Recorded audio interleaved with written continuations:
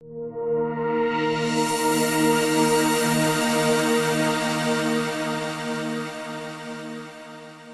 também. A gente vai fazer agora o nosso quiz, tá? Mas antes a gente pode orar rapidinho. Para aí onde é que você está. Para aí onde é que você está. Obrigado. Para aí onde é que você está. Obrigado. Oremos. Senhor, meu Deus, Pai, queremos te agradecer, Senhor, por este dia. Agradecer pela oportunidade de estarmos aqui nessa igreja, te louvando e aprendendo mais da sua palavra. Abençoe o dia de hoje, abençoe a aula de hoje e os professores, Pai. Que nós possamos sair daqui mais conhecedores da sua palavra e que nós possamos usar isso para a nossa vida, Pai. Isso que eu te peço e agradeço em nome de Jesus. Amém. Vamos lá. Destaque não, assim, só separe uma folha do seu caderno que a gente vai fazer o nosso quiz rapidinho, tá bom? São 10 questões, 10 perguntas que a gente até já fez na aula passada, tá? Destaque aí rapidinho, só para a gente começar.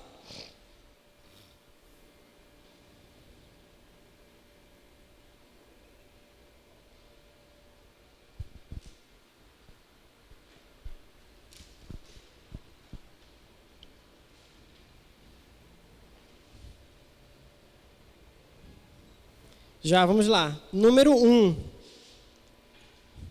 Nome do atual país que a Bíblia chama de Ásia. O nome atual, o nome de hoje. Desse país que antes se chamava Ásia. Localizado na cidade de Éfeso, tá? Éfeso, desculpa.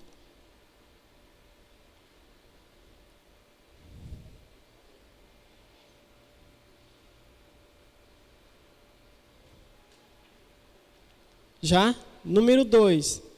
Qual das viagens de Paulo ele se concentrou em Éfeso? Qual das viagens de Paulo ele se concentrou, ficou mais tempo, permaneceu mais na cidade de Éfeso?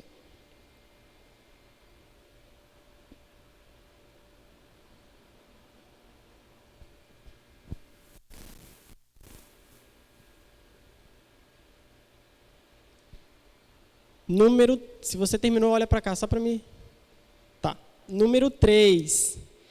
Que grande obra, conhecida como uma maravilha do mundo antigo, estava na cidade de Éfeso? Que grande obra, conhecida como uma das maravilhas do mundo antigo, do mundo antigo, estava na cidade de Éfeso? Acho que foi até o pastor Gleison que falou sobre esse monumento, isso, tá? Bem famoso, por sinal.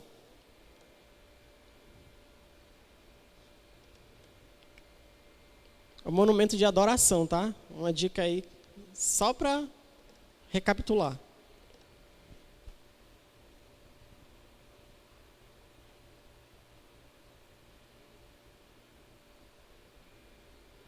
Já, se você terminou, olha para cá rapidinho. Número 4. Quantos anos Paulo permaneceu na cidade de Éfeso? Quantos anos Paulo permaneceu na cidade de Éfeso? Essa está bem fácil.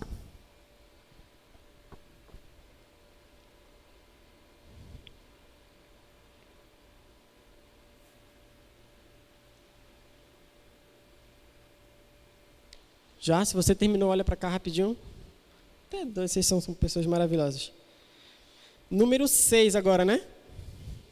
5, perdão. Qual era o propósito desses sinais e maravilhas que Paulo fazia? Não só Paulo, mas os apóstolos também. Qual era o propósito desses sinais e maravilhas que os apóstolos praticavam, que os apóstolos faziam? A gente também falou na aula passada. Acho que foi até o Eduardo, se não estiver enganado.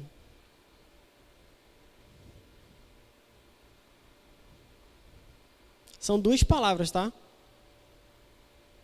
A resposta são 2 palavras.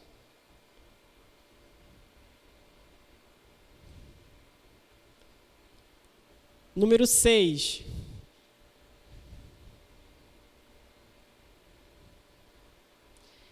Em Éfeso. Você vai responder sim ou não agora, tá? em Éfeso tinha uma salada de religiões? Sim ou não? Na cidade de Éfeso tinha aquela salada de religiões? Várias religiões, vários deuses, vários templos.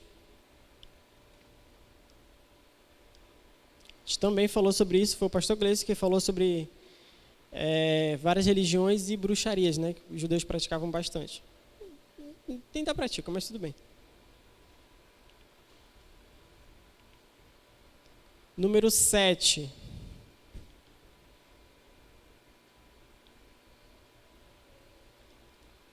Número 7. Qual era o maior desafio de Paulo e dos cristãos em Jerusalém, não, em Éfeso, perdão.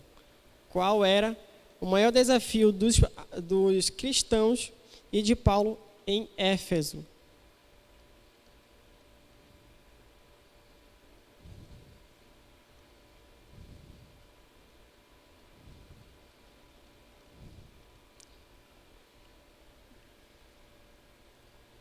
Já? São 2 palavras também, tá? Número 8. O que os demônios eram antes de caírem do céu? Essa está muito fácil. O que os demônios eram antes de cair no céu? De cair do céu.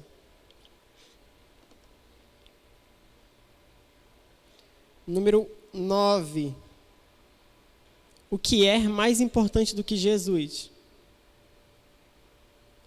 Número 9. O que é mais importante do que Jesus?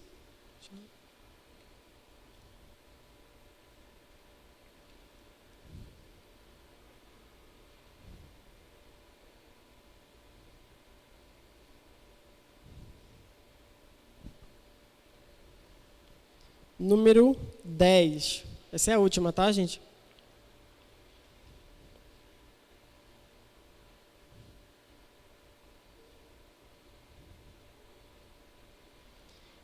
Deus proíbe que os seus filhos participem.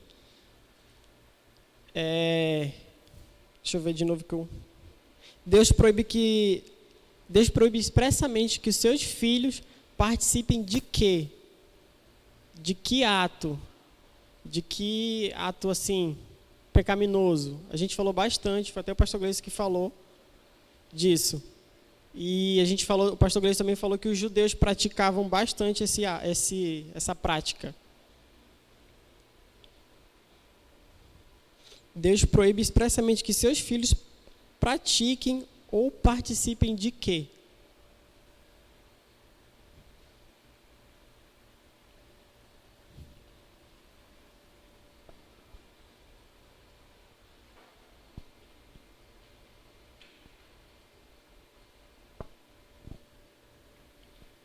Já? Terminou? Terminou, olha para cá só para mim ter certeza. Não? Repetir que número? A 9. Vamos lá, rapidinho a número 9. O que é mais importante do que Jesus? Essa, né? O que é mais importante do que Jesus? Vamos lá, a gente vai corrigir agora bem rápido, tá bom? Eu vou falar o número e você vai falar a resposta. Bem alto. Número 1. Turquia. Número 2. Terceira viagem. Número 3. Templo de Diana. Tá? Número 3. Templo de Diana, templo da deusa. Entendeu? Tem que ser um templo. Tá? Mas se você colocou Diana, é melhor ainda. Número 4. Tá. Número 4. O nome grego... Ah, não, desculpa, essa daqui não. Número 4. Quantos anos Paulo ficou ensinando em Éfeso? 2 anos. Aqui que são 2, tá? Número 5. Número 5 é evangelho, tá? Evangelhos e pessoas, tá? Qual era o propósito das das maravilhas, dos milagres que os apóstolos faziam, para evangelizar e para as pessoas, evangelizar as pessoas. Número 6 agora, né? Número 6. Sim, isso mesmo. Número 7. Isso mesmo, guerra espiritual, tá? Se você colocou guerra espiritual ou guerra ou algo espiritual, tá bom? Tá certo. Número 8, os demônios que caíram na terra, que caíram do céu, era o quê? Anjos, isso mesmo. E número 9? Nada, isso mesmo. E número 10? Magia, feitiçaria, bruxaria, ocultismo, tudo esse ismo no final, tá? Certo? No final não, na hora do intervalo, o que você vai fazer? Você vai com alguém do CENIB e pedir para ele colocar lá a sua nota, tá bom? Se você fez, é ok. Se você não fez, é um ok ao contrário, não existe, tá? Tá bom? Certo? Não tem quantidade, é só se você fez ou não. Seja sincero.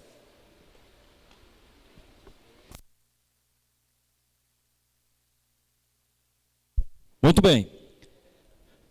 Então, como o Stefson falou, boa tarde. Como o Stefson falou, depois você pode pegar aí essas respostas para não perder, tá? Nenhuma delas. Pegue sua Bíblia nesse momento, por favor. Abra no livro de Atos, capítulo 19.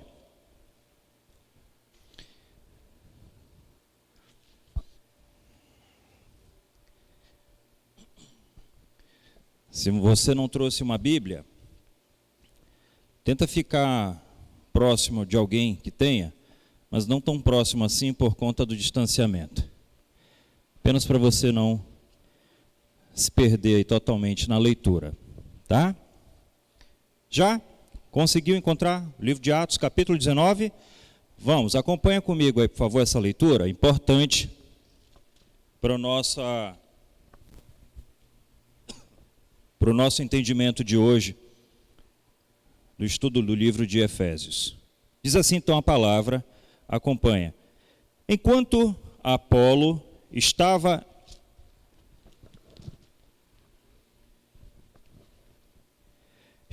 em Corinto,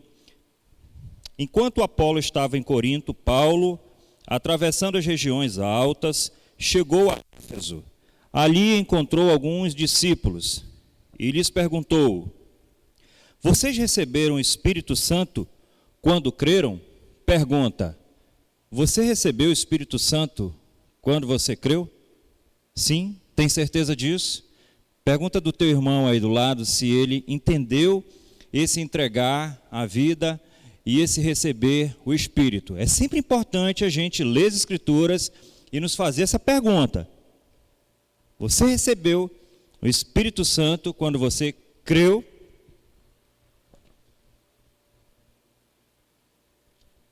Ok? E aí, continuando, diz assim: eles responderam não. Olha só, diferentemente do que você acabou de responder, eles disseram não, nem sequer ouvimos que existe o Espírito Santo. Você já ouviu, não já? Você já falou dele, não já? Você já proferiu sobre o nome de Jesus sobre ele, não já?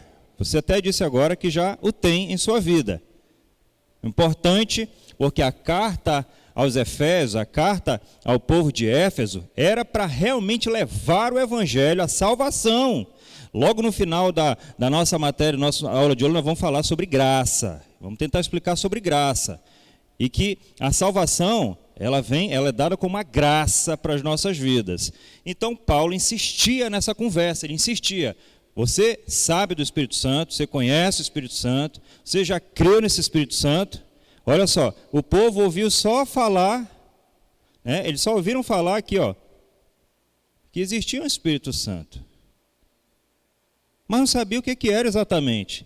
Nem como esse Espírito Santo viesse, nem como eles viessem a fazer parte da sua vida. E aí no verso 3 ele continua: então, que batismo vocês receberam? Perguntou Paulo.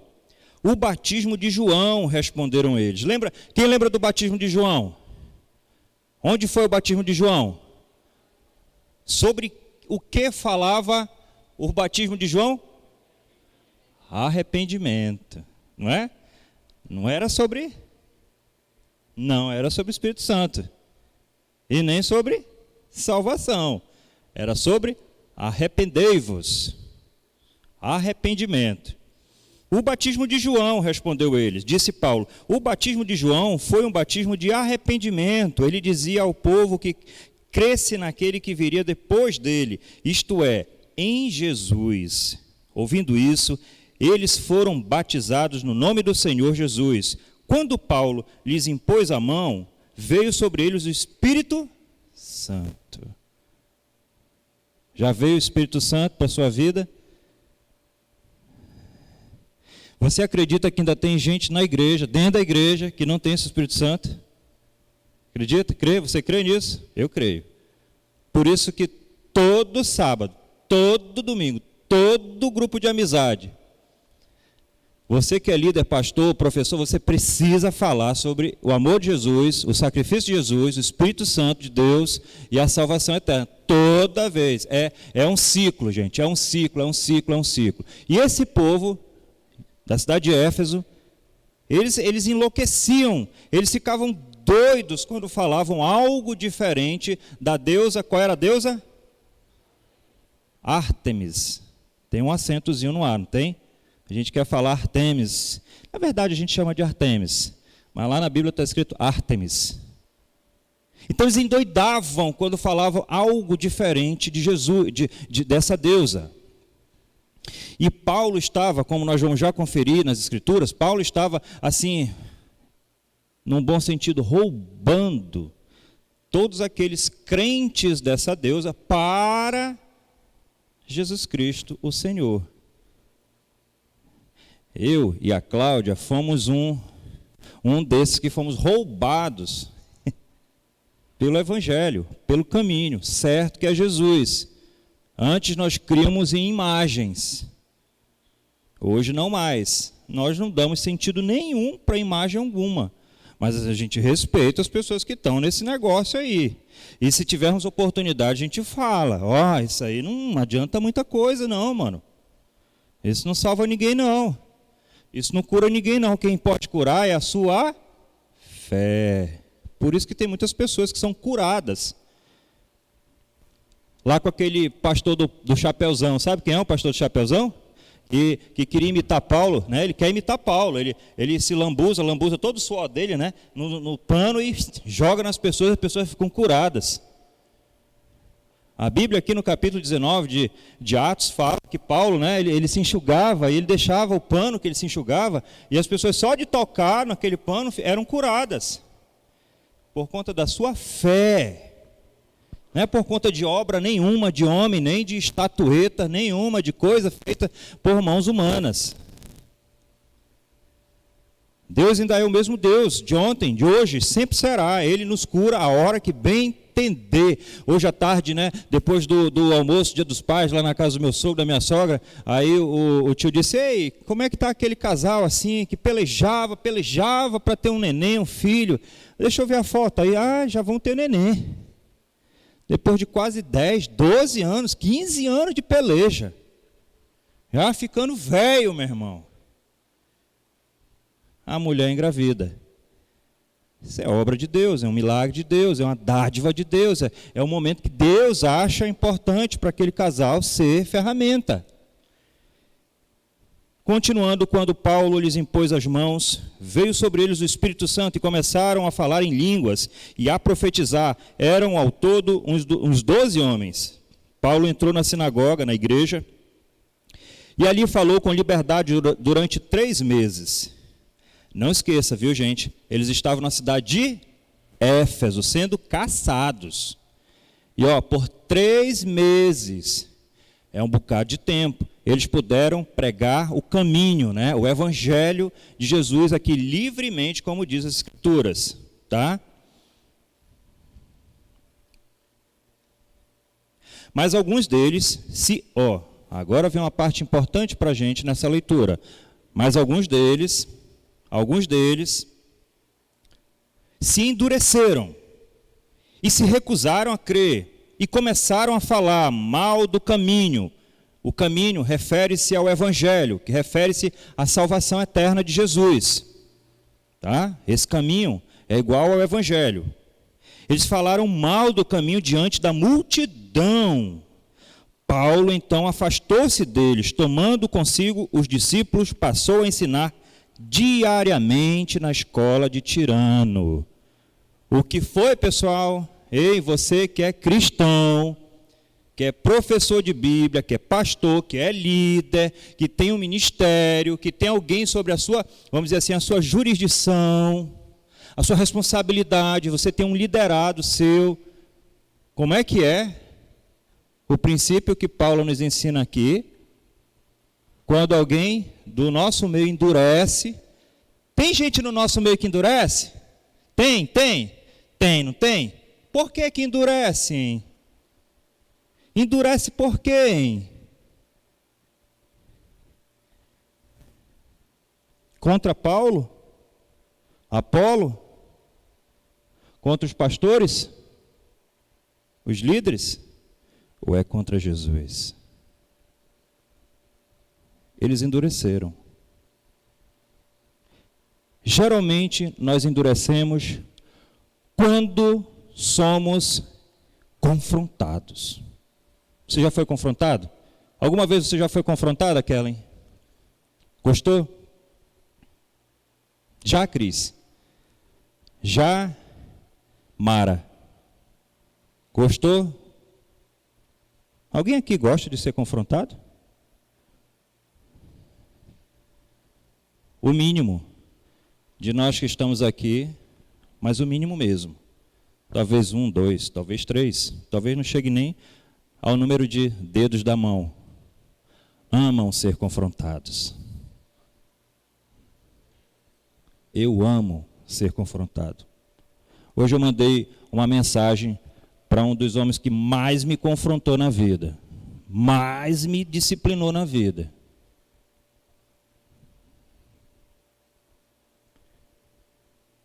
Porque nesse confrontar, nesse disciplinar, que a gente observa que há cuidado com a nossa vida. E muitas vezes a gente imagina assim, que o confronto, a exortação, a disciplina, ela é algo pessoal, mas não é pessoal.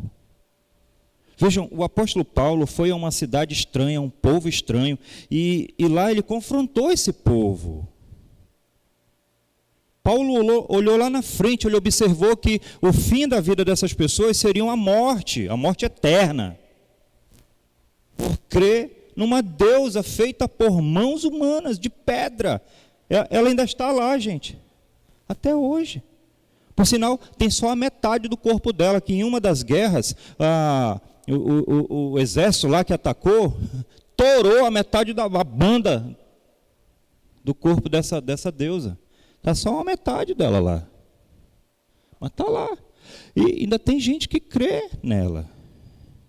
Assim como, trazendo para a nossa realidade, ainda tem pessoas aqui que creem em mandinga.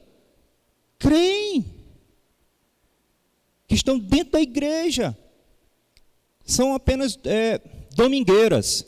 São pessoas domingueiras que vêm, talvez por causa do ar-condicionado. Eu até brinco, né? Eu venho porque lá em casa não tem ar-condicionado, eu venho para cá que é frio. Ou eu venho porque a música é legal. Ou eu sei lá por que eu venho, meu irmão, mas eu venho. Eu venho pelo menos para aperrear a vida do outro irmão. Mas vem, tem gente assim, tem. E Paulo nos dá então aqui o ensinamento, olha só, se a gente lê as escrituras dessa forma, nós vamos sair daqui cheios de princípio para a nossa vida. Ele pegou, olha aqui, Paulo entrou na sinagoga 3 meses, mas alguns deles se endureceram e se recusaram a crer. Eles não querem crer no caminho, não querem saber das palavras. Então o que Paulo fez? Eles começaram a falar mal do caminho, Paulo então afastou-se deles. É o que você tem que fazer. Você é líder, você é pastor. Você é um líder de algum ministério, e lá dentro do seu ministério tem pessoas que estão endurecendo. Afaste-se. Deixe. Pastor, eu quero confrontar. Confronte, exorte com amor, como diz as Escrituras, mas se você vê que não tem resultado, que não vai para frente, afaste-se dessas pessoas. Afaste-se. Não peleje não por elas. Diga, Senhor, talvez eu não seja a ferramenta para ser usada na vida dessa irmã ou desse irmão. Eu entrego esse irmão nas suas mãos. Afaste-se. Entenda que existem outras pessoas que querem ouvir o caminho, querem ouvir a salvação, querem poder ser da família de Jesus Cristo. Você não pode perder tempo nesta missão, nesta batalha. Você entende isso? Essas são palavras do apóstolo Paulo. É uma carta que o apóstolo Paulo escreveu para nós, para o nosso tempo, para a nossa vida. Não perca tempo com essas pessoas. E, dando continuidade, Paulo então afastou-se deles, tomando consigo os discípulos, passou a ensinar diariamente. Olha só, ele nunca deixou de ensinar, diariamente, ensinando aqueles que queriam, diariamente. Isso continuou por 2 anos, gente. 2 anos, olha só, aí esse recado vai para mim, esse recado vai para você, esse recado vai para essa igreja, vai para todos nós. Você está afim de cair fora do seu ministério? Né? Eu vou usar novamente a ideia que ontem em uma reunião, né, o Gabriel falou, rapaz, de todos os jovens, na esfera de jovens, mas isso vale na esfera para os adultos também. Pastor, todos os jovens, todos, pastor, unânime, todos os jovens que chegaram comigo e disseram, estou saindo fora, estou caindo fora, não quero mais, quero entregar, não estou mais afim, estou abusado, estou abusada, não vou com a cara desse líder, né? Tem muito, não tem, Clodomir? O Clodomir está num ministério há quantos anos, Clodomir? 15, gente, 15 anos no meu ministério. 15 anos no mesmo ministério. Já teve gente que chegou contigo, não quero mais? Perderam o encanto, ó. Perdi o encanto desse ministério. Ministério tem encanto? Deixa eu falar sério para você. Falei ontem no jovem, vou falar aqui para os irmãos mais maduros. Eu já falei para você que tem dia que eu não estou afim de nem pintar aqui nessa tal de cidade de Deus, nessa tal de cidade de Deus. Sinceramente, sair lá do meu bairro para cruzar Manaus inteira para vir aqui, tem dias que eu estou abusado, assim como você também. E pastor, não fala assim não. Eu falo, porque vocês são as únicas pessoas que eu posso me abrir aqui. Vou falar isso para quem? Para minha mulher? Ela já sabe. Falar para quem mais? Para o pessoal que eu trabalho? Não vou entender nada. Então eu falo para quem pode ouvir e quem sabe entende. Mas quando eu lembro que eu estou abusado, mas que Jesus aguentou meus abusos, eu tomo vergonha na minha cara e eu venho para o meu serviço. Eu venho para o meu ministério. E eu cuido de fazer ele bem direitinho, sabe por quê? Para não ter depois consequências na minha vida. De abuso por abuso, concorde comigo? Jesus Cristo aguentou muito mais. Você é um abusado. Você é uma abusada. Você é um abusado. Eu sou um abusado. E Jesus aguentou nosso abuso. Nós estamos aqui, então, para servir a este senhorio. E o apóstolo Paulo, depois de todo esse endurecimento, todas essas pessoas, todos esses aqui, que endureceram o coração, ele continuou ensinando e por 2 anos o Senhor abriu as portas.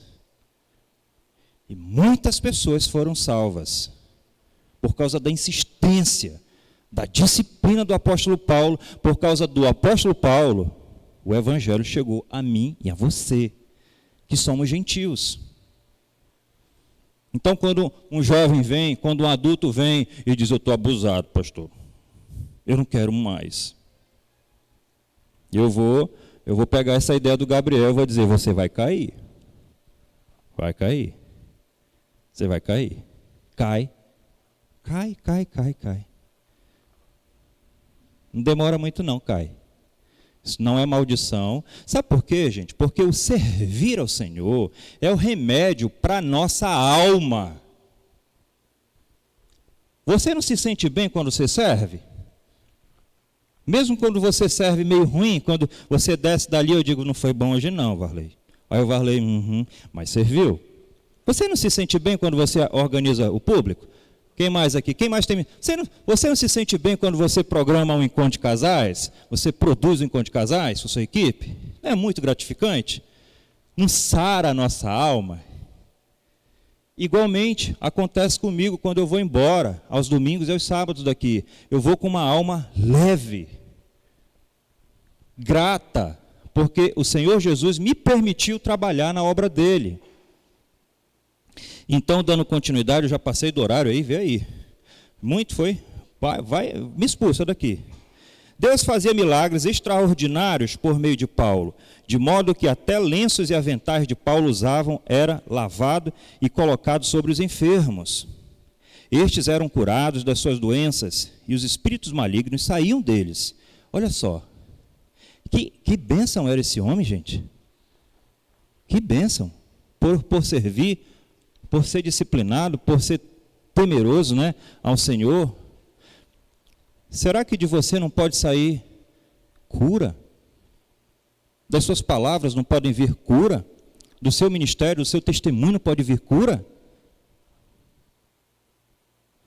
Você sabe que o nosso testemunho, ele é muito mais poderoso do que nossas próprias palavras, não sabe? Um agir e um andar e um caminhar correto diante de Deus fala muito mais do que um pregar. Muito mais. Muito mais. No seu trabalho, o seu agir fala muito mais. Alguns judeus que andavam expulsando espíritos malignos tentaram invocar o nome do Senhor Jesus sobre os endemoniados, dizendo, em nome de Jesus, a quem Paulo prega, eu lhes ordeno que saiam. Os que estavam fazendo isso eram os 7 filhos de Seva, um dos chefes dos sacerdotes dos judeus. Um dia, o espírito maligno lhes respondeu, Jesus eu conheço. Paulo eu sei quem é, mas vocês quem são? Se você pega uma garota, se você pega um menino, se você pega uma senhora endemoniada, você já pegou? Você já viu um negócio desse, um troço desse? Já, não é esquisito, não é?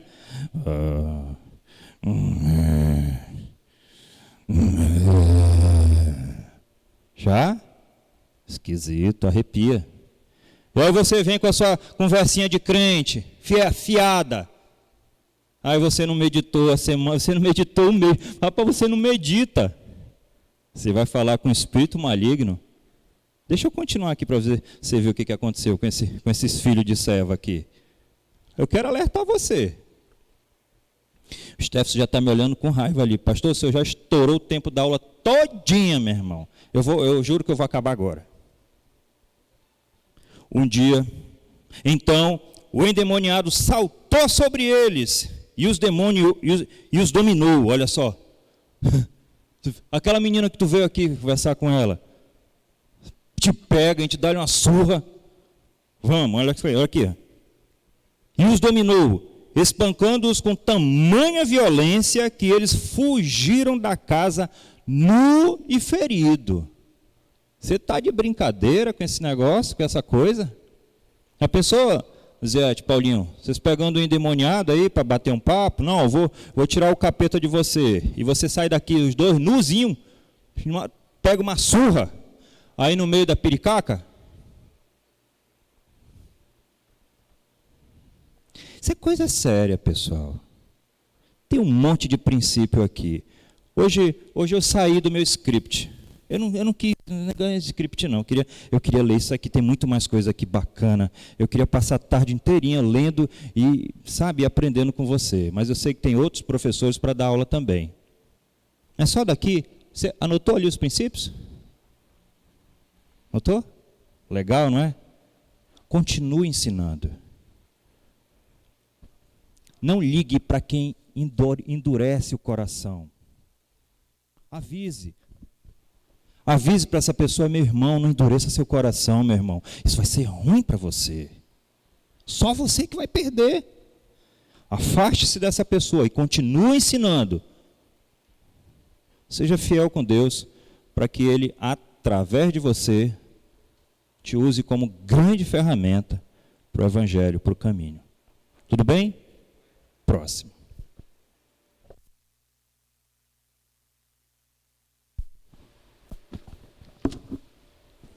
Oi.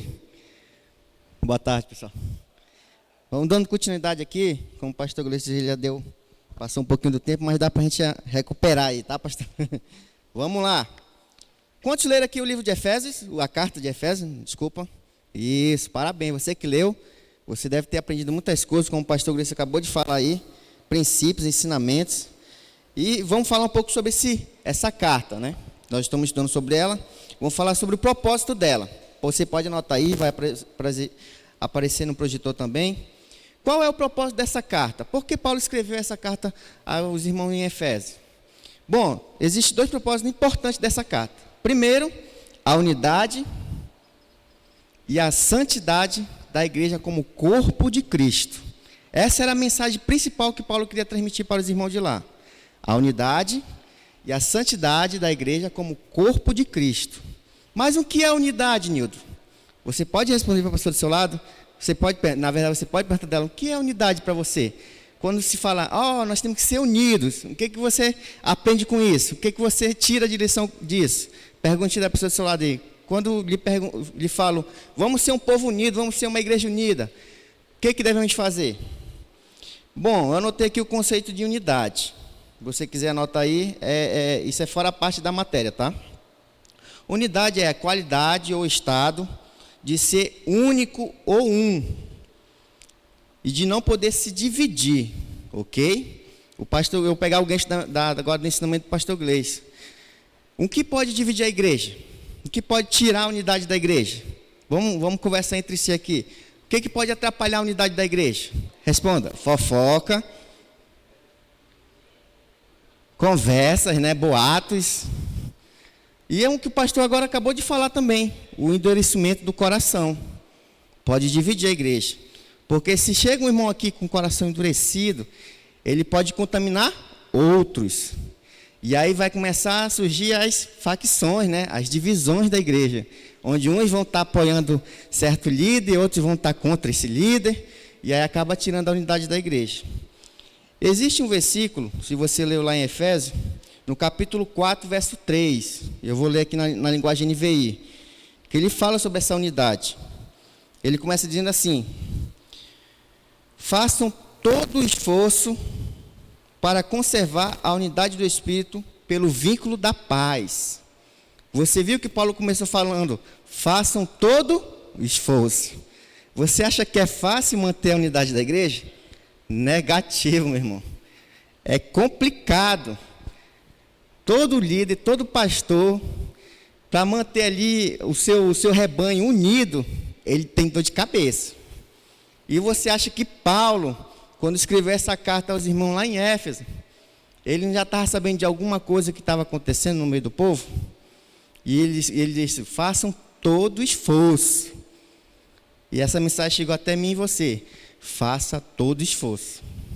Eu anotei na linguagem de hoje, eu achei mais impactante na linguagem de hoje, que fala bem assim: façam tudo para conservar, por meio da paz que une vocês, a união que o Espírito Santo dá.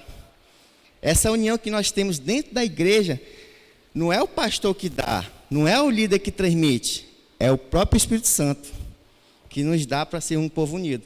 Porque como pastor sempre fala, como a gente sempre vê na igreja, ninguém aqui é igual ao outro. Tem dia que o cara chega aqui de cara fechado, emburrado, e não está nem aí para o que tem aí na igreja. Mas você tem que aguentar, tem que suportar, tolerar, né? Tem que amar esse irmão. Isso também é unidade. Qual é o segundo ponto que a gente falou? Santidade da igreja como corpo de Cristo. Santidade. O que é santidade? A gente fala muito, santidade. Vamos ver o conceito de santidade? Santidade é uma qualidade ou virtude de quem é santo. E o que é ser santo? Todo mundo já sabe, né? Santo é ser separado, exclusivo de Deus, né? Você já é esse santo dele? Você, como o pastor Gleice falou, você já tem o Espírito Santo? Então você já está no caminho certo. Já está em busca da santidade. Você já está separado para ele. E o versículo que eu anotei sobre santidade é Efésios 1:4. Olha só o que diz lá no primeiro capítulo de Efésios, o verso 4. Porque Deus nos escolheu nele antes da criação do mundo, para sermos santos e irrepreensíveis em sua presença. O mais interessante que Paulo relata aí é que nós não devemos ser santos só na frente dos outros. É na presença de Deus. Porque ser santo na frente do próximo é muito fácil. O importante é se nós somos santos na presença de Deus. Porque eu posso chegar aqui e falar meus versículos, os 5 decorados da semana, eu posso ter lido o livro de Efésios, eu posso ter lido o livro de Atos, eu posso ter feito a tarefa do CENIB, mas e aí? Como é que eu estou por dentro? Como é que estão meus pensamentos? Como é que estão meus olhos? Estão santos. E só quem sabe é Deus. E é na presença dele que eu e você temos que demonstrar essa santidade. Então, o propósito do livro de Efésios é a unidade e a santidade da igreja como corpo de Cristo. Corpo de Cristo. Nós somos os membros, a igreja é o corpo. E quem é o cabeça? Cristo. Então nós temos que ser santos, porque Ele é santo. Então, você notou aí o propósito: unidade e santidade da igreja. Qual é você que leu o livro de Efésios, existe 2 divisões nesse livro. Do capítulo 1 até o capítulo 3, você vai identificar ali vai identificar a mensagem de que Deus está fazendo e o que Ele já fez. Quer ver um exemplo? Abra sua Bíblia em Efésios, capítulo 1, a partir do verso 3. O que Deus está fazendo. Bendito seja o Deus e Pai de nosso Senhor Jesus Cristo, que nos abençoou com todas as bênçãos espirituais nas regiões celestiais em Cristo. Que nos abençoou. Ele já fez e está fazendo. Essa é a mensagem aí. Do capítulo 1 até o capítulo 3, você vai ver aqui, você vai identificar ali o que Deus fez e o que Deus está fazendo. Outro exemplo, no capítulo 2, o verso 6 e 7. O que Deus fez e está fazendo. Capítulo 2, o verso 6 e 7. Deus nos ressuscitou com Cristo e com Ele nos fez assentar, com Ele nos salvou. E nos fez assentar nas regiões celestiais em Cristo Jesus, para mostrar nas eras que hão de vir a incomparável riqueza da sua graça, demonstrada em sua bondade, o que Ele vai fazer. Então você está vendo que a mensagem do capítulo 1 até o capítulo 3 é o que Deus fez e o que Deus vai fazer. Essa é a primeira divisão. A segunda divisão é, do capítulo 4 até o capítulo 6, é o que eu e você temos que fazer. Quer um exemplo? Abra essa Bíblia no capítulo 4, verso 1 e 2. Olha o que Paulo fala. Como prisioneiros no Senhor, rogo-lhes que vivam de maneira digna da vocação que receberam. Olha a mensagem. Que vivam. Então é o que eu e você temos que fazer agora. O verso 2 ainda deixa mais detalhado. Sejam completamente humildes e dóceis. E sejam pacientes, suportando uns aos outros com amor. É o que nós temos que fazer. No capítulo 5, é o versículo que todo mundo já conhece. Sejam imitadores de Deus, como filhos amados. É o que eu e você temos que fazer. E o capítulo 6, filhos, obedeçam seus pais em tudo. É o que eu e você temos que fazer. Servos, sejam obedientes aos seus senhores. É o que eu e você temos que fazer. Marido, ame a sua esposa. É o que eu e você temos que fazer. Esposa, seja submissa a seu marido. É o que eu e você temos que fazer. Então está aí a divisão de Efésios. Do capítulo 1 até o capítulo 3. É o que Deus fez e o que Ele está fazendo. Do capítulo 4 até o capítulo 6, é o que eu e você temos que fazer. Essa é a mensagem dessa. Está dividida em duas partes. Então você anota aí no seu caderno aí. Ponto 3. Primeiro falamos sobre o propósito, né, que é a unidade e a santidade. Ponto 2, falamos que existe uma divisão dentro dessa carta, que é a primeira é o que Deus fez e está fazendo, e a segunda, o que eu e você temos que fazer. E o ponto 3, quais são os assuntos tratados nessa carta? E tem muito assunto. Eu anotei só alguns aqui para a gente não perder muito tempo. A primeira, as bênçãos de Deus que Ele nos concede. Logo no capítulo 1, né, a gente acabou de ler o verso 3, as bênçãos que Ele nos dá, né, pois nós pertencemos a Ele.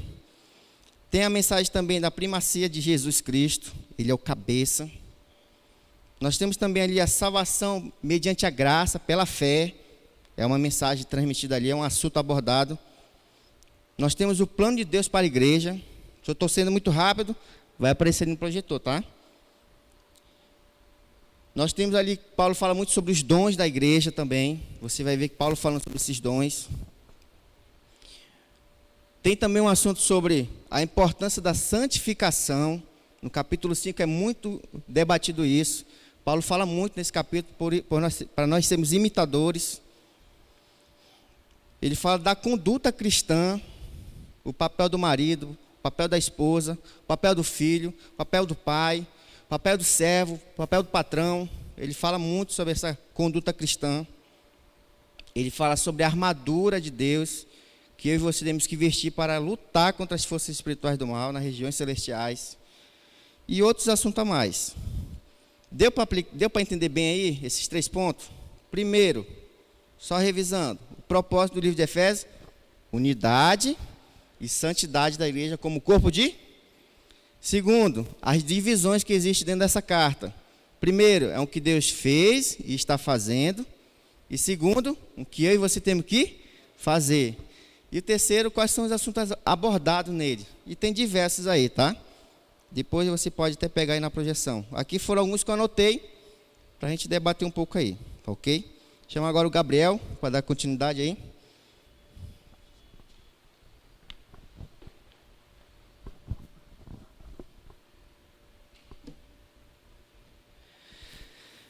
A gente vai continuar de Efésios, capítulo 1, verso 5, tá?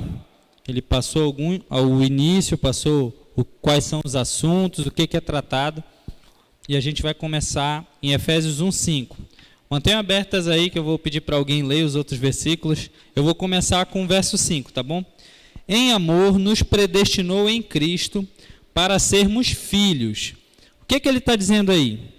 Que Deus ele nos adotou. Nós somos aceitos como filhos de Deus. Ele nos adotou. E aí eu lembro que eu presto serviço para um abrigo de crianças, né, que tem várias crianças, e eu tive a oportunidade de ir nesse abrigo, a Kellen foi comigo, e lá a gente vê crianças que estão lá, elas, quando vem alguém, quando vem um casal assim, elas se alegram e elas têm o desejo de serem adotadas. Então elas vão e brincam e conversam e falam com as pessoas, né? Mas elas têm aquele desejo, eu quero uma família, eu quero ser adotado, eu necessito ser adotado. É bem diferente do que a gente faz, porque Deus ele quer nos adotar como filhos, mas a gente rejeita, né? O ser humano ele se afasta, ele foge daquela adoção. Mas o que eu quero dizer com isso? Deus ele nos amou e ele deseja nos adotar. Ele quer puxar a gente, levar para a casa dele, cuidar da gente, ensinar como é que a gente tem que viver. E vamos ser sinceros, quando a gente vai num abrigo desse, eu e a Kellen, a gente foi lá por outro assunto, por outra coisa, nós não tínhamos interesse em adotar nenhuma criança, mas né, a gente fica inventando, dizendo que não é isso, nós nos recusamos, nós medimos, não vai ser muito esforço, né? Vai ter que cuidar, vai ter que dar comida, comprar as coisas, mas Deus ele não mediu esforço nenhum. Ele fez tudo o que era necessário para nos adotar. Porque antes de Jesus não tinha como haver essa adoção. Não tinha como ele cuidar de nós. Não tinha como ele se religar a gente. Então ele não mediu os esforços e ele fez tudo o que ele necessitava. Vou continuar o verso 5, tá? Segundo o bom prazer. O que ele está falando aí? Era a vontade de Deus. Ele quis nos adotar porque ele tinha essa vontade, tá? Dentre várias pessoas que podiam ter nascido, Deus escolheu você para nascer. Entre aqueles milhões de espermatozoides que podiam ter fecundado o óvulo da sua mão, foi você que foi escolhido.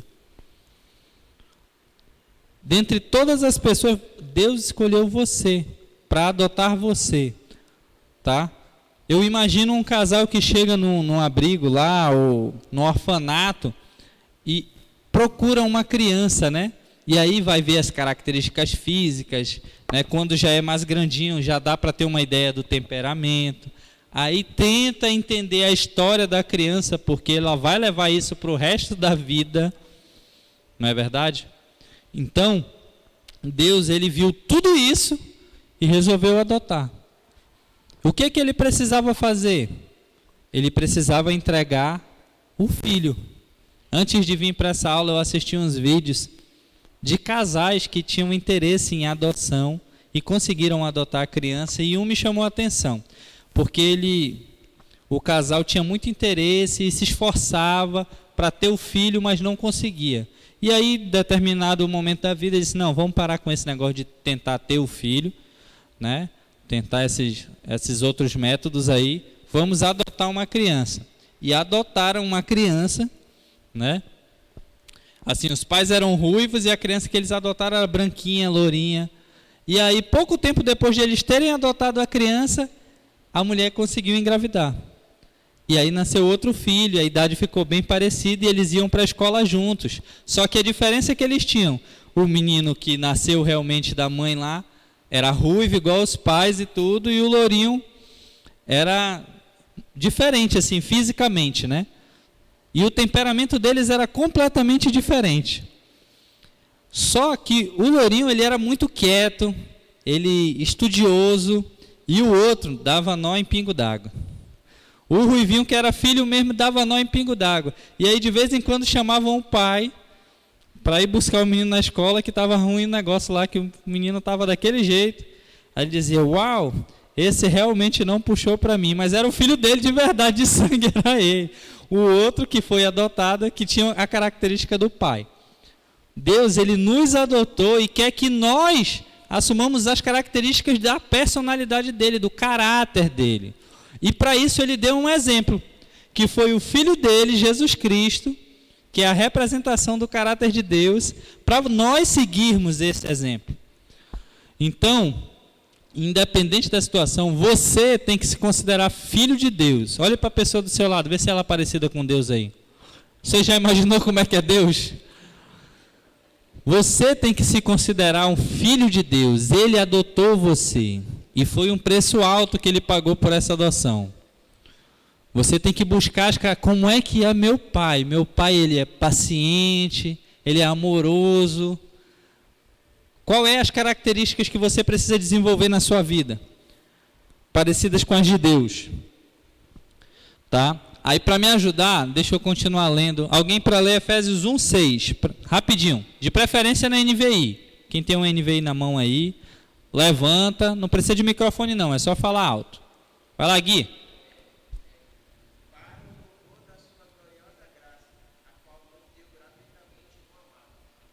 Tá.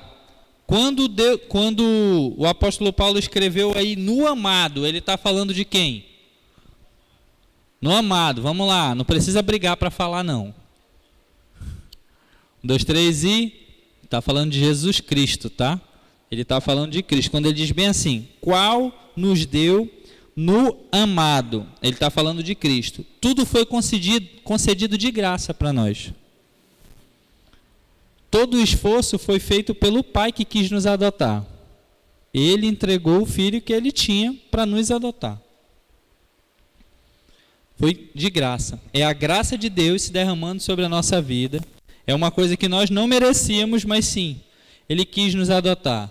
Ele foi lá no orfanato para nos adotar. E nós não queríamos estar rindo e nem brincando com ele, nós estávamos fugindo e nos escondendo, mas ele quis nos adotar. No verso 7 ele diz bem assim: nossos pecados foram perdoados pelo sangue de Jesus, o nosso Redentor, mais uma vez, de graça. De graça, tá?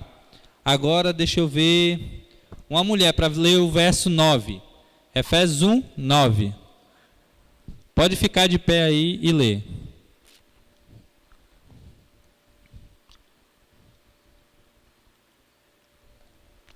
Tem problema não, a gente tem tempo, né?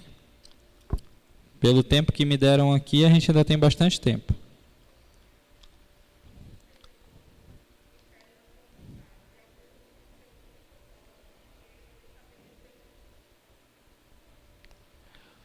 Tá, deixa eu só ler aqui um pouquinho mais alto, que eu acho que nem todos ouviram. E nos revelou o ministério da sua vontade, de acordo com o seu bom propósito, que ele estabeleceu em Cristo. Ou seja, ele nos escolheu para ser o seu povo. Nós fomos escolhidos por Deus para fazer parte da família dele e para ser o seu povo.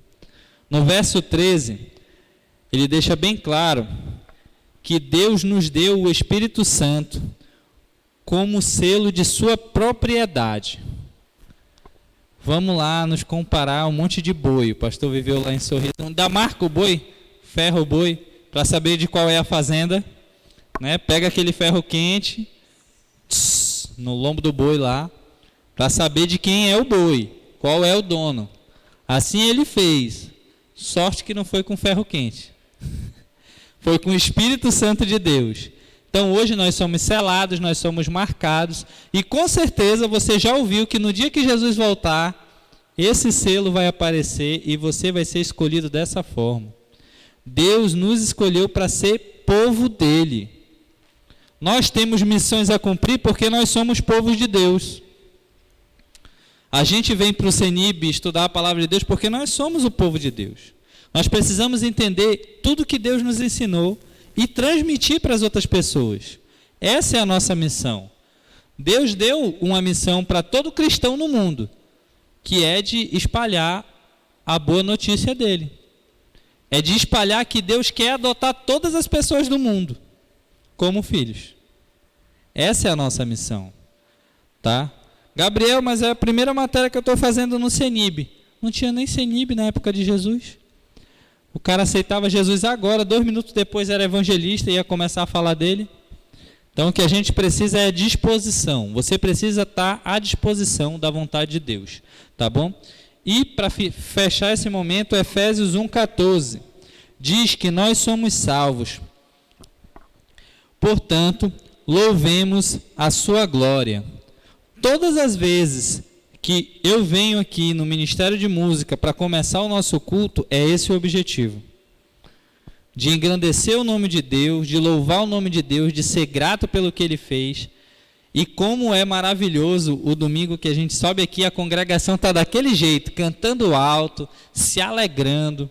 E eu aqui de cima sinto que vocês estão engrandecendo o nome do Senhor, louvando a Deus por tudo que Ele já nos fez e pelo que ainda vai fazer.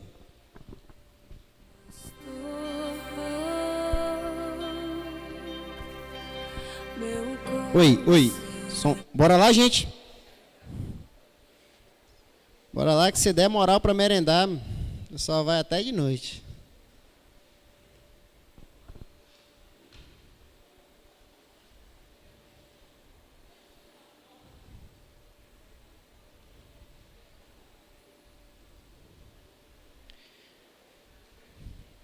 Abram a Bíblia de vocês em Efésios, capítulo 1.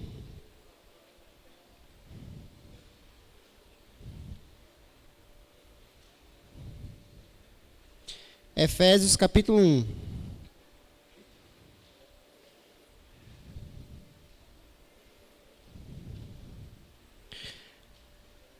Nós vamos ler a partir do verso 15. Ação de graças e oração. Vamos lá?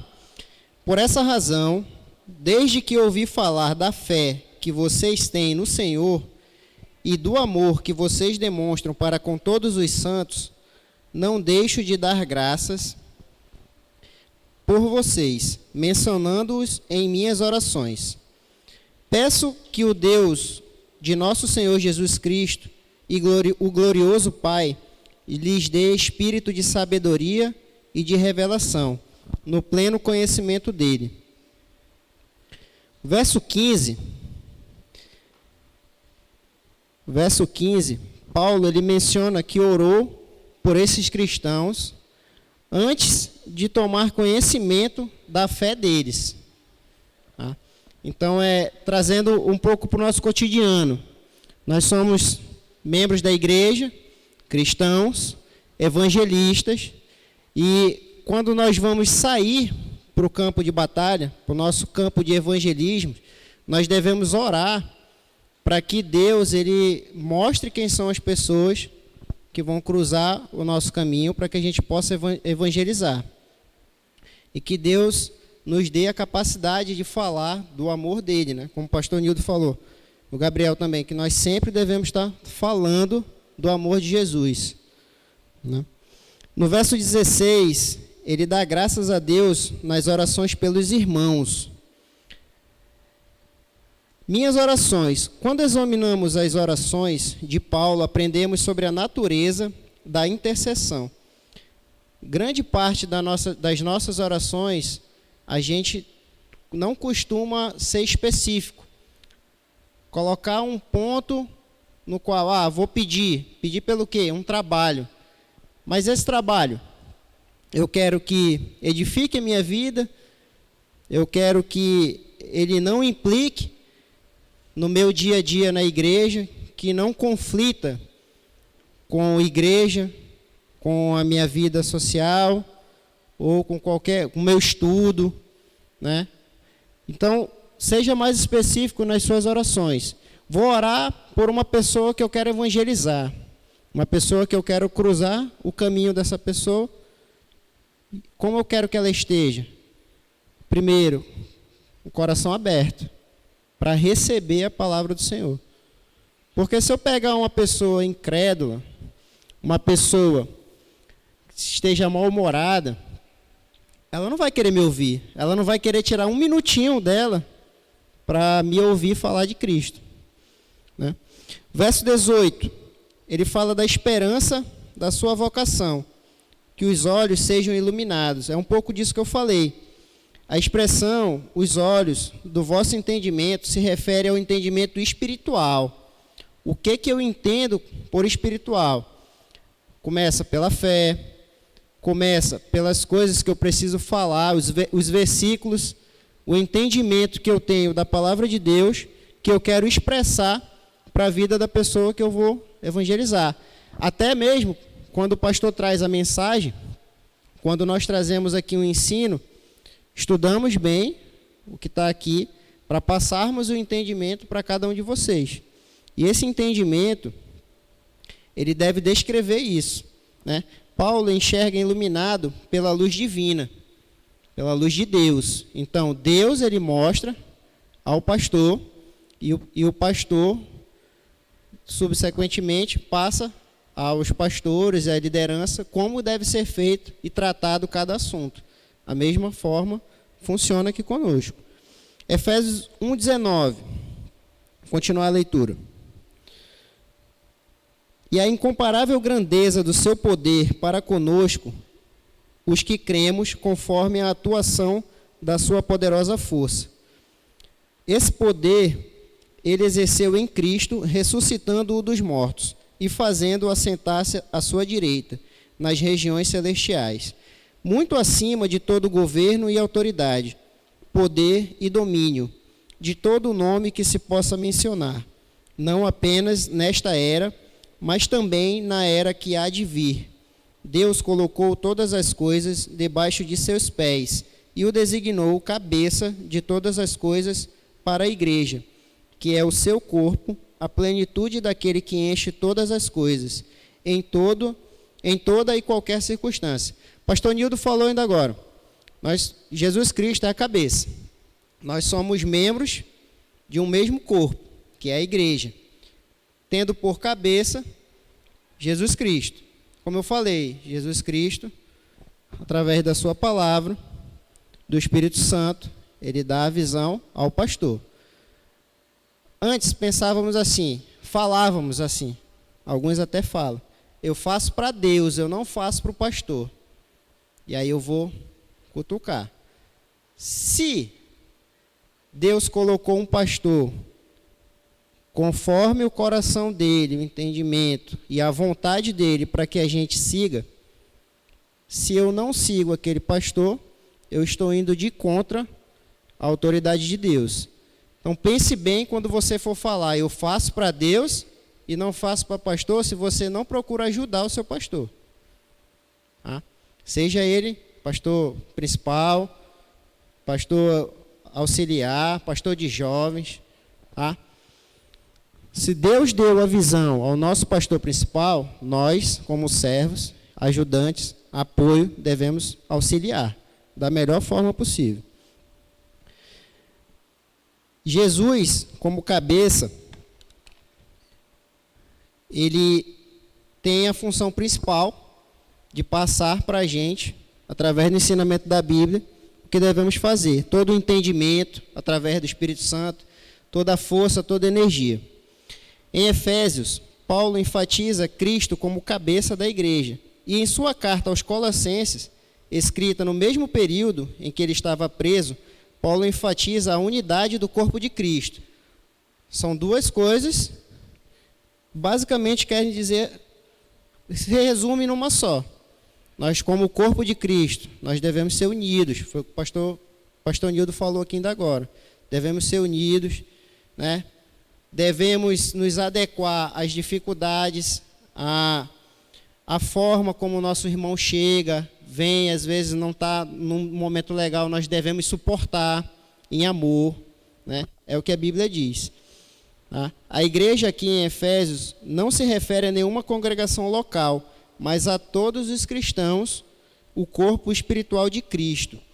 E aí vale ressaltar que a igreja de Éfeso, ela correspondeu de forma surpreendente à fé que foi anunciada. Então, desde o início, lá no verso 15, Paulo já ora por aqueles que ele vai atingir e depois ora pelos aqueles que foram atingidos com o evangelho. E desde aí, ele vem agradecendo e pedindo a Deus que sempre dê a ele formas e força e energia para cuidar daquele povo que foi evangelizado. Tá? Passar aqui a bola.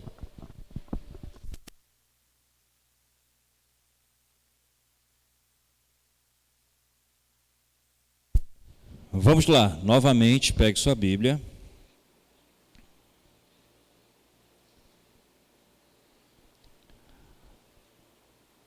Vamos falar um pouquinho agora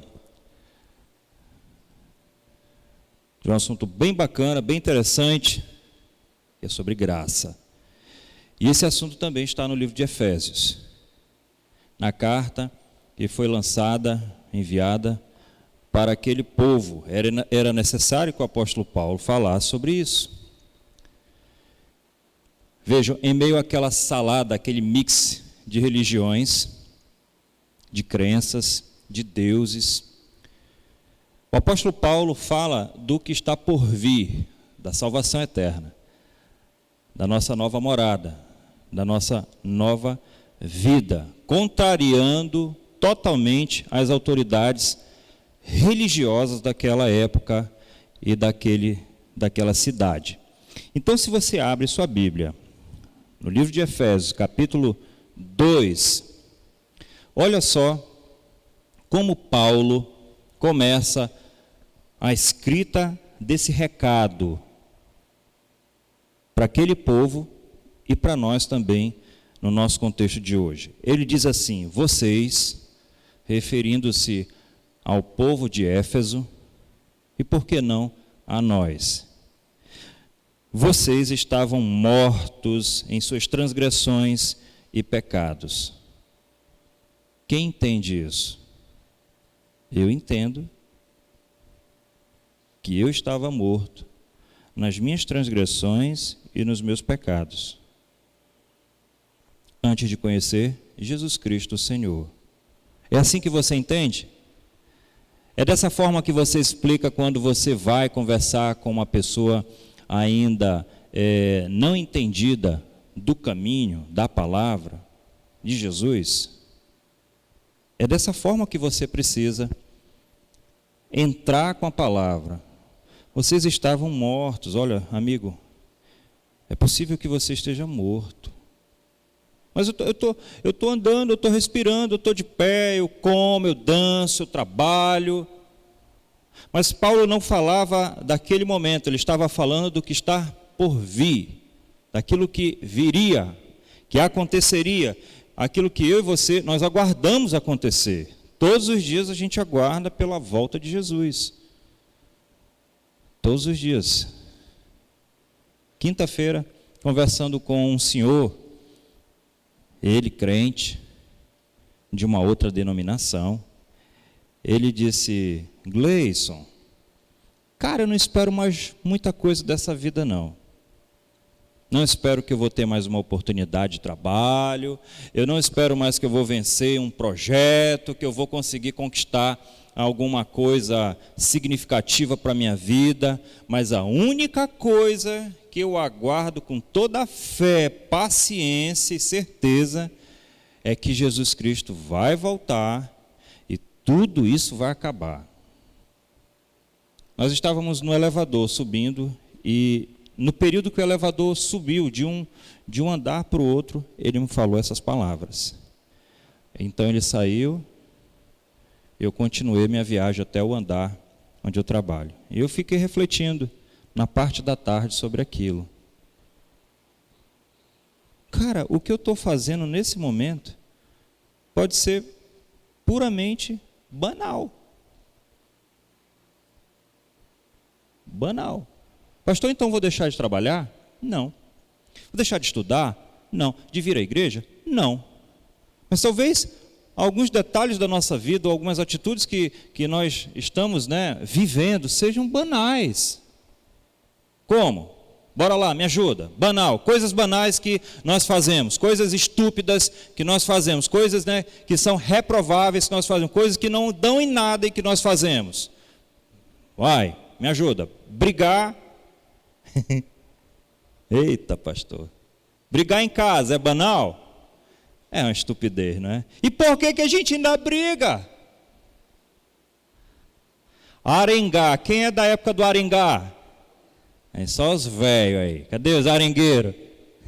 Aí o Ali ali, o Carlão. Esse. Arengar, implicar. Quem é o mais arengueiro aí? Quem é o mais implicante? Arengar com seu irmão em casa. Não é estúpido isso? Arengar, invejar, falar mal. Você sabe, que da último domingo a gente falou que quando você fala mal de um irmão, de um parente, de um amigo seu, você está falando mal de Jesus. Sim, você está falando mal de Jesus. Se cremos que Deus é o nosso Deus e Criador, e que quando Ele fala assim, eu os fiz a minha imagem, então nós estamos falando mal de Deus. Mas voltando para cá, nós estávamos mortos em nossas transgressões e pecados, nos quais costumávamos viver. Olha só, Paulo está dizendo que nós vivíamos nisso daí. Quem vivia nisso daí? Só santo agora aqui nessa igreja. Vou dar uma chance para você. Quem vivia nas transgressões e vivia nos pecados aí? Agora sim, aumentou o número de pecadores. Porque assim, o princípio da sabedoria, o princípio da eternidade, da salvação, é eu entender que eu sou um... Ixi, não deram comida para esse povo aí não? Qual o princípio que eu devo entender que eu sou um? Se eu não entender que eu sou um, eu não vou para o céu. Porque só o fato de eu achar que eu não sou pecador, já me tira de uma lista. Já me diz assim, na minha autoridade e orgulho, que eu não necessito da graça que é Jesus. Você entendeu? 2 linhas de verso nos dão uma sabedoria Incrível. Continuando, gente, olha só. Quando seguiam a presente ordem deste mundo e o princípio do poder do ar. Ixi, está falando de coisa muito esquisita isso daí. Isso é uma carta difícil de entender. Princípio do ar. Mas vamos lá. O espírito que agora está atuando nos que vivem na desobediência. Quem aqui já foi desobediente alguma vez? Ah, eita, só desobediente aqui, meu irmão. Desses que levantaram o braço, quem sabia que estava desobedecendo? Era ciente da desobediência. Sabia que isso ia dar problema. Então pronto. Quando a gente atua na desobediência, nós já estamos sendo conduzidos por um espírito que não é de Deus. E se o espírito não é de Deus, é de quem, hein? É desse aí que você está falando. Então, com a sua resposta, eu posso usar a sua resposta e dizer que você estava sendo conduzido por Satanás? Responda. Sim. Você se envergonha disso? Você se arrepende disso? É ruim pensar assim, não é? Quando a gente joga uma história, né, faz um floreio, depois puxa a corda. Dá até um negócio assim, vixe, eu estava com o diabo. Sou amigo de Satã. Vamos lá. Anteriormente, todos nós, diz a palavra, também vivíamos entre eles, satisfazendo as vontades da nossa carne. Toda vez, gente, toda vez, não tem uma vez, toda vez. Olha só, Paulo está escrevendo para um povo idólatra, para um povo imoral. Eu já contei para vocês que eu estava numa praça nessa cidade de Éfeso.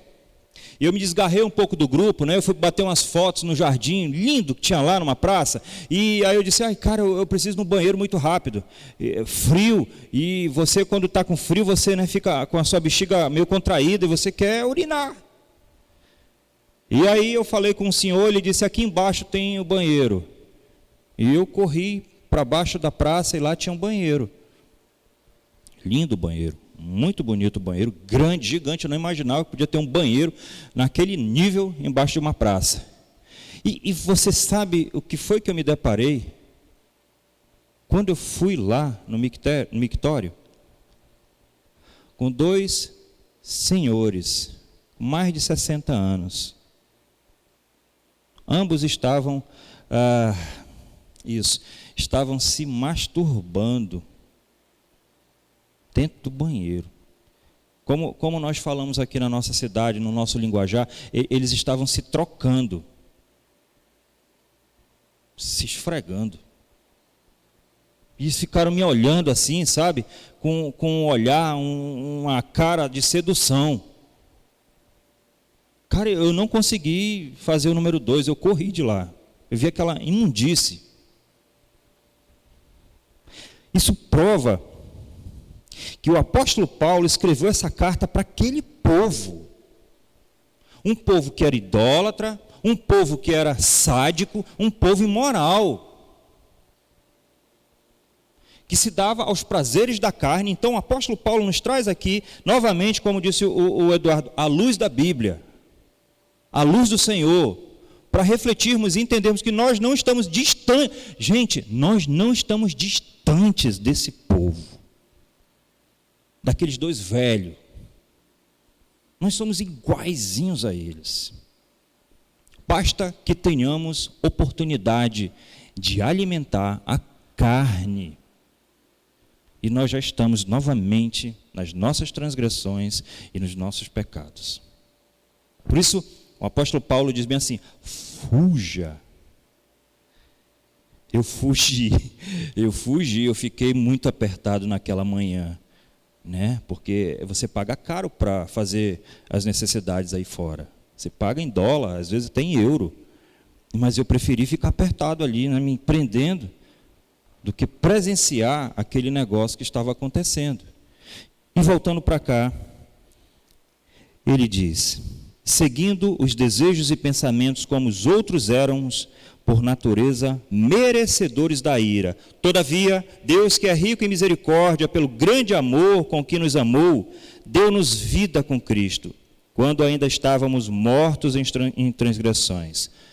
Novamente, ele fala sobre morte e sobre transgressões. Novamente, eu repito, irmãos, nós estávamos mortos. Por causa de Cristo Jesus, quando ele morreu naquela cruz, nós fomos vivificados. Nos tornamos novamente vivos. Nos foi dada uma nova chance, por isso que aqui em cima, na sua Bíblia, se ela é NVI, ela tem um subtítulo chamado Nova Vida em Cristo. Nova Vida em Cristo. Esse era o apelo do apóstolo Paulo. Esse era o começo da explicação sobre graça. E é isso que nós vamos terminar aqui. Deus nos ressuscitou com Cristo e com Ele nos fez assentar nas regiões celestiais em Cristo Jesus, nos dando prova de que a nossa vida não é aqui. A nossa região é uma região, qual é a nossa região? Celestial. Pergunta aí do seu irmão do lado, você vai ficar eternamente aqui? Você acha mesmo que Deus preparou eu e você para morrermos aqui, ficarmos aqui, vivermos aqui? Diga assim para ele, a nossa região, nosso mundo, ele é celestial. O que é celestial, gente? Hein? É do celeste. O que é celeste? É do céu. É do céu. Nós somos do céu. Nós estamos sendo reunidos dia após dia pelo poder do Espírito de Deus, por causa do sacrifício de Jesus na cruz, por conta de cada trabalho, de cada igreja, de cada grupo de oração, de amizade, para nós nos reunirmos e um dia partirmos para a nossa região celestial. Amém? É isso que eu espero. É isso que as igrejas precisam pregar. É isso que você precisa entender na chamada do apóstolo Paulo. E ele continua, Deus nos ressuscitou com Cristo e com Ele nos fez assentar nas regiões celestiais em Cristo Jesus, para mostrar nas eras que hão de vir a incomparável riqueza de sua graça, demonstrada em sua bondade para conosco em Cristo Jesus. Pois vocês são salvos por meio e isto não vem é dom não por obras para que ninguém se... O que é a graça? Vamos lá. Aqui nessa fileira, 2 homens aqui nessa fileira, uma mulher nessa fileira, um homem e uma mulher nessa fileira e mais um homem e uma mulher naquela fileira. Bora, rápido, de pé. Eu vou esperar porque eu sou o último, né? Tem mais alguém? Ainda tem alguém? Poxa vida. De pé. 2 homens aqui. O que é graça, meu irmão? Responda. De pé, alto assim, tira a máscara. O que é graça? Graça é... Vai, Clodomir. Tira essa máscara feia. E diga por que é graça. Algo que eu recebo sem custo algum. Anote, escreve aí. Graça. Bora. Algo que eu recebo sem custo algum. Bora, Carlos, você, Carlos, vai, de pé, tira a máscara, fala, graça. Melhor do que isso não tem, né? Algo que Deus nos dá de graça. Bora aqui, uma mulher, quem vai? A corajosa daqui dessa fileira. Me olha para mim. Vai, graça, vai, Mara. Algo que eu recebo sem merecer. Boa, escreve essa daí, bem grande, assim mesmo que eu quero. Algo que eu recebo sem merecer. Aqui agora, já, são 2 mulheres aqui, todo mundo olhando para mim, não olha para o telão não, é para mim, gente. Vai, Vivi, vai, fica de pé, Vivi, me salva. Vai, Kellen. Lá atrás, cadê quem está lá atrás? Deixa eu ver aqui. Meu Deus, ninguém me olha, gente. Vai, Carla. Vai, graça, o que é graça? Você precisa explicar o que é isso para os seus irmãos. É a representação do amor de Deus. Uau! Poxa, você é uma teóloga, mano. Agora aqui. Ixi, agora os olhares não correram. Paulinho. Walter! De pé, Walter. De pé, Walter. Graça, graça, graça. Fala para a gente bem alto, como pastor. Graça.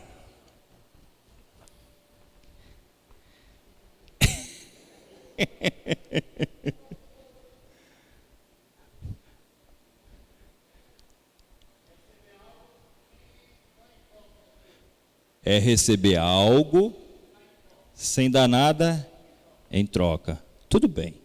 Eu sei que ficou a pior parte para você, porque você foi o último. Você está entendendo o que é graça, gente? Você entendeu como que a gente precisa saber falar isso?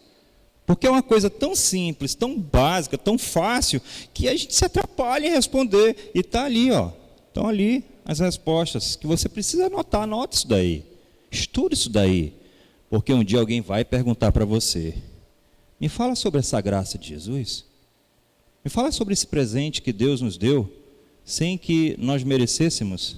Me fala que eu não preciso. Como é que é esse negócio que eu não preciso fazer mais nenhum sacrifício, porque Jesus Cristo já ofereceu um sacrifício aceitável a Deus? Me explica isso. Isso é graça. O apóstolo Paulo, no capítulo 2 da carta de Efésios, ele nos leva a essa reflexão. Nós precisamos entender isso daí. Graça, em resumo, é o amor puro e genuíno, amor de Deus por nossa vida. Nildo.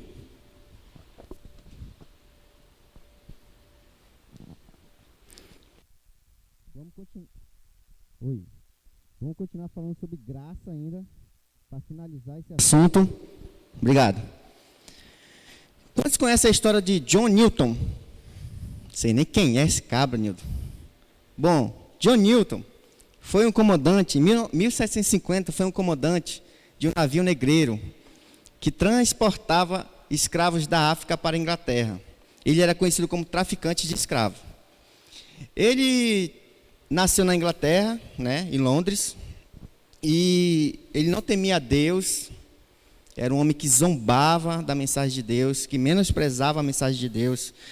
Ele não dava valor para o que as pessoas falavam. Ele até, como é que eu posso dizer assim, não vou dizer perseguia, mas ele condenava os cristãos. Ele não tinha amizade com quem era temente a Deus. Certo dia, esse homem, o John, para os mais íntimos, né, foi navegar, foi fazer o seu trabalho, pegar escravos na África. E ele enfrentou uma terrível tempestade. Ele e seus companheiros chegaram a pensar que iriam afundar naquele dia. E John chegou até a pensar: é hoje que eu vou morrer. Só que, passada aquela experiência, ele sobreviveu. E com isso, ele só pensou uma coisa: só poderia ter sido Deus para ter poupado minha vida. Só poderia ter sido Deus para ter me salvo. Então, depois daquilo que ele enfrentou, ele dedicou e entregou a sua vida para Jesus. A partir daquele momento, ele passou agora a ser um pregador do Evangelho. Ele passou agora a dedicar a sua vida em anunciar as boas novas. Ele, durante 40 anos de sua vida, ele foi um pregador do Evangelho na Inglaterra. E pregando o Evangelho, ele salvou muitas vidas. E ele teve uma experiência fantástica, porque ele foi autor de um dos hinos mais lindos que você já pode ouvir na sua vida. Eu não sei se você já teve a experiência de ouvir, que é o hino, eu vou até ler aqui, porque em inglês é Amazing Grace, que traduzindo para o português é Graça Maravilhosa. Se você ainda não ouviu esse hino, pesquise no YouTube, no Google. É um hino fantástico, lindo de se ouvir, tanto em inglês quanto em português. Mas o que tem a ver a história de John com o que nós estamos aprendendo sobre graça? O pastor Gleison acabou de falar. John não era merecedor dessa graça de Deus na sua vida. Assim como Paulo, que era um perseguidor dos cristãos, que perseguia a igreja, que maltratava os cristãos, que prendia, que presenciou a morte de Estevão, ele foi alcançado pela graça. E o pastor Gleice já fez até a minha dinâmica, que é a definição de graça, né? Eu ia fazer a mesma dinâmica que o pastor Gleice fez. Quero que alguns me definam o que é graça. E como ele já colocou ali no telão, alguns definiram até bem. Mas para deixar bem abrangente o que é a definição de graça, você pode anotar assim, ó. Graça é ato de favor ou bondade estendida a alguém que não merece e nunca poderá fazer nada para merecer. Entenderam? Graça é ato de favor ou bondade estendida a alguém que não merece e que nunca poderá fazer nada para merecer. Isso é graça. Então, dentro desse assunto, nós vamos dar continuidade no capítulo 2, a partir do verso 7 aí, no seu livro de Efésios. Algo muito importante da vida de John. Ele falou uma das frases, antes de terminar sua carreira, antes dele morrer, ele falou uma das frases mais lindas, que eu quero que você reflita nessa frase.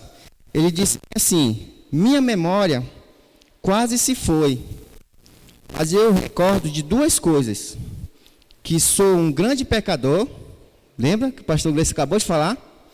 E que Jesus Cristo é o meu grande Salvador. Essa foi a sua linda mensagem antes de morrer. Então, eu, lendo essa mensagem dele, eu lembrei da mensagem de Paulo. Lá em Timóteo, capítulo 4, verso 6. Antes de Paulo ir ser entregue, antes de Paulo morrer, ele disse uma das frases, um dos versos mais lindos também, que nós possamos pegar como exemplo. Ele recomendou dizendo assim: eu já estou sendo derramado como oferta de bebida. Está próximo o tempo da minha partida. O verso 7 diz: combati o bom combate, terminei a corrida e guardei a fé. Que exemplo! Ele reconheceu essa graça maravilhosa que Deus concedeu a ele. Assim como o John também reconheceu. Será que um dia você vai reconhecer essa graça? Será que um dia você já reconheceu essa graça? Será que um dia você vai ter a audácia de dizer algo tão bonito como esses homens disseram? Pela graça que Ele lhe concedeu? Então, no capítulo 2 de Efésios, verso 7, vamos tirar alguns princípios ainda desse capítulo. O verso 7 diz bem assim: para mostrar nas eras que hão de vir a incomparável riqueza de sua graça, demonstrada em sua bondade. O que nós aprendemos com isso? Ele foi bondoso conosco e nos tratou segundo a sua graça. E nos tratou segundo a sua graça. Como o pastor Gleice acabou de relatar aqui, pare para refletir no que você era antes. Será que você era merecedor dessa graça de Deus?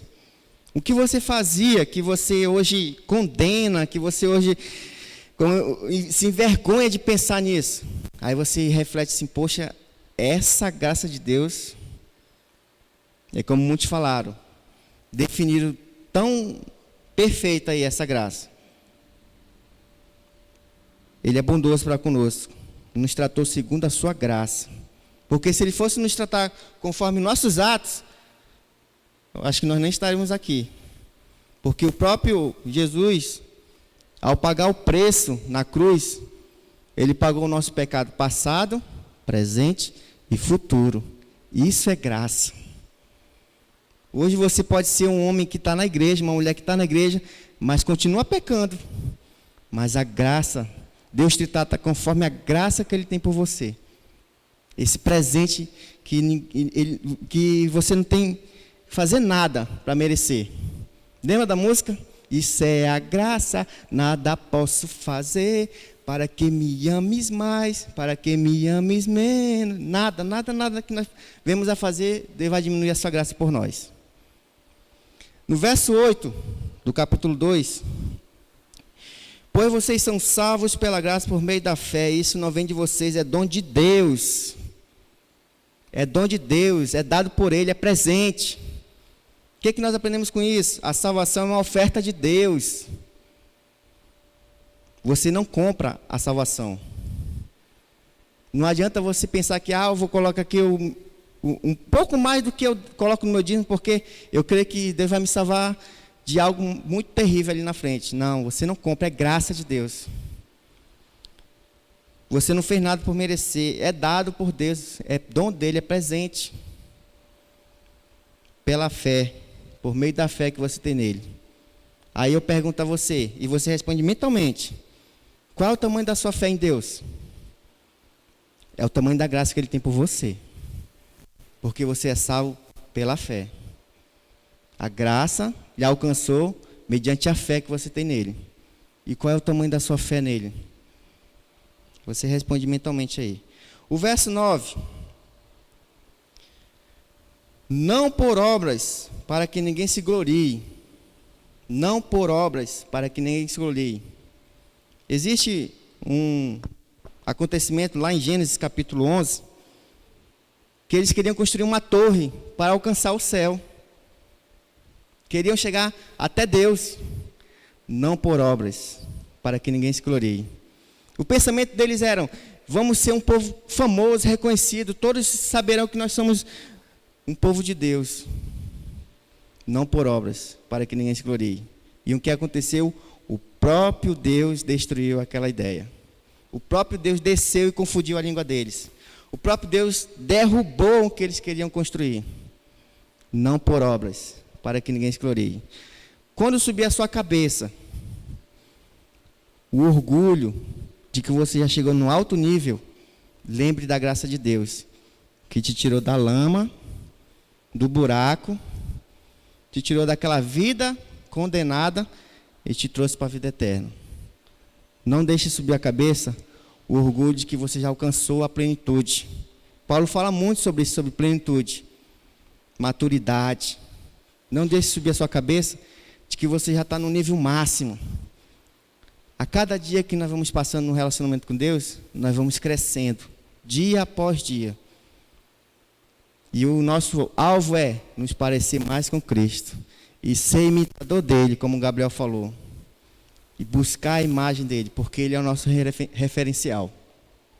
O verso 10. Porque somos criação de Deus realizada em Cristo Jesus para fazermos boas obras, as quais Deus preparou antes para nós as praticarmos. Porque somos criação de Deus. Agora você pode, não por obras, para que ninguém se glorie, mas o que você pode fazer? Retribuir essa graça. Usar o seu talento, a sua vida, para a obra de Deus, que Ele já preparou antes mesmo de você praticar. No ministério, no seu evangelismo, no seu ensino, no seu trabalho, na sua escola. Você agora ser um retribuidor dessa graça. Fazer de tudo para que outros venham alcançar essa graça. Esse é o nosso papel. Porque no momento que nós conhecemos essa graça e aceitamos essa graça, que é dada por Deus, que é dom dele, nós não podemos ser egoístas ao ponto de escondermos isso só para nós. Existem pessoas lá fora precisando dessa graça e que não sabem como que alcança essa graça. E é muito simples alcançar essa graça. É dada por Deus.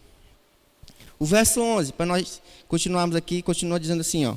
Portanto, lembre-se de que anteriormente vocês eram gentios. Olha, vocês eram pecadores. Estavam perdidos por nascimentos, né? E chamados incircuncisos, pelos quais se chama circuncisão, feito no corpo, pelos que chamam circuncisão, feito no corpo mãos humanas, e que naquela época vocês estavam sem Cristo, separados da comunidade de Israel. Vocês não eram escolhidos de Deus, nós não éramos escolhidos de Deus, sendo estrangeiros quanto à aliança da promessa, sem esperança e sem Deus no mundo. Nós estávamos perdidos, num deserto, sem direção. Mas olha o verso 13. Mas agora em Cristo Jesus, vocês que antes estavam longe, foram aproximados mediante o sangue de Cristo. Esse sangue pago na cruz, derramado, que até o último suspiro de Jesus falou: está consumado, está feito, está pago. Agora eles são teus, Senhor. Meu Pai, está entregue em tuas mãos. O sangue de Cristo nos dá essa graça de Deus. O sacrifício de Cristo nos aproximou de Deus. Lá no verso 19 do capítulo 2, para nós finalizarmos. Portanto, vocês já não são estrangeiros nem forasteiros, mas co-cidadãos dos santos e membros da família de Deus. Diga para a pessoa do seu lado, você é membro da família de Deus.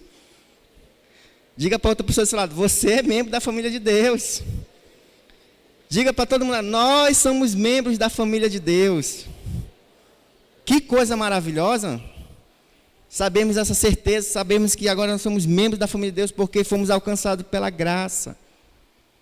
O sangue de Jesus pagou alto preço. Isso é graça. Isso é entendermos que não precisamos fazer nada. A graça é dada por Deus, é presente dele. Chama aqui o Stefson. É o Stefson? Para finalizar aqui e passar a tarefa. Se você tiver alguma dúvida, vocês podem procurar depois os professores, tá? Para tirar qualquer dúvida que você tiver aí.